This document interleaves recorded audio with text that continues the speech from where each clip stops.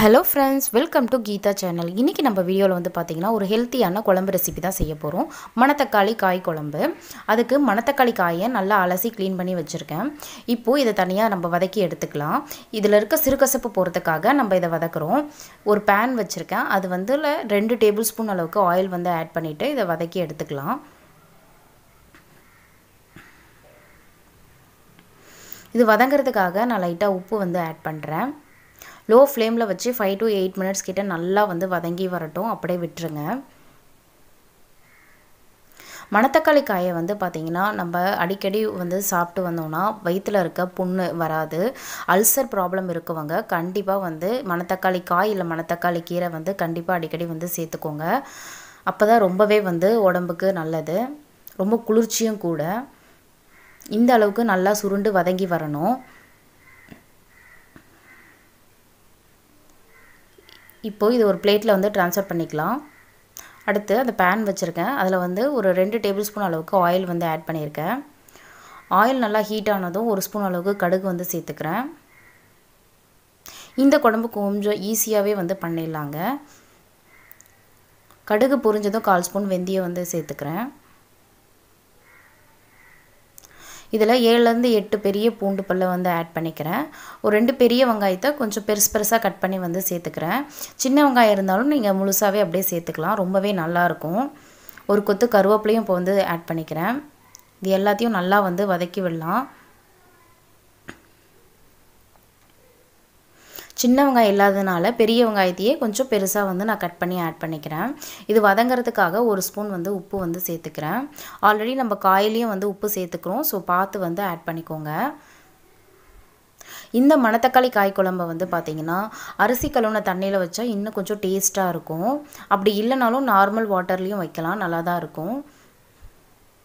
இப்போ 2 பெரிய தக்காளியை வந்து நான் கட் பண்ணி வச்சு நல்லா வந்து பேஸ்ட் ஆட்ட வந்து அரைச்சு வச்சிருக்கேன். அதையும் வந்து நல்லா இது கூட சேர்த்து நல்லா வந்து வதக்கி விட்டுக்கலாம்.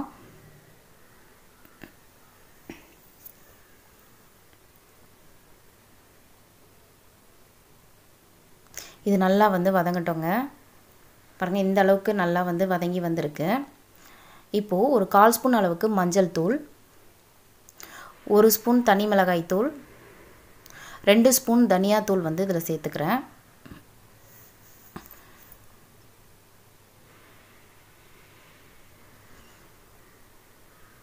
குழம்பு மிளகாய் தூள் இருந்தாலும் நீங்க இதுக்கு பதிலா ஆட் பண்ணிக்கலாம்.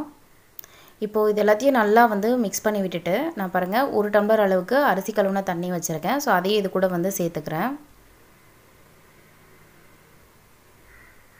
ரொம்பவே வந்து டேஸ்டியா இருந்ததுங்க. இந்த குழம்புல வந்து பாத்தீங்கன்னா 5 சுவை இருந்துச்சு. உப்பு, புளிப்பு, காரம், கசப்பு எல்லாமே இருந்ததுங்க இதுல. மத்த எந்த குழம்புலமே 2 சுவை இருக்கும். இதுல வந்து பாத்தீங்கன்னா 6 சுவையில 5 சுவை இருக்கிற குழம்பு இது. ரொம்பவே வந்து ஹெல்தியான குழம்பு. கண்டிப்பா வீட்ல வந்து ட்ரை பண்ணி பாருங்க. இப்போ இது நல்லா கொதி வந்ததும் நம்ம வதக்கி வச்சிருக்க மணத்தக்காளி காயை வந்து இது கூட சேர்த்துக்கலாம். இப்போ இது இன்னொரு கொதி வரட்டும்ங்க. இது வந்த பிறகு நான் வந்து பாத்தீங்கன்னா ஒரு லெமன் சைஸ் அளவுக்கு புளி எடுத்து நல்லா கரைச்சி வச்சிருக்கேன்.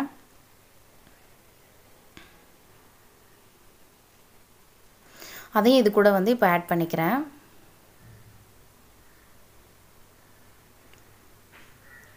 இப்போ இது நல்லா கலரி விட்டுட்டு ஒரு 5 minutes கிட்ட நல்லா கொதி வரட்டும். நல்லா எண்ணெய் வந்து பிரிஞ்சு வரட்டும்.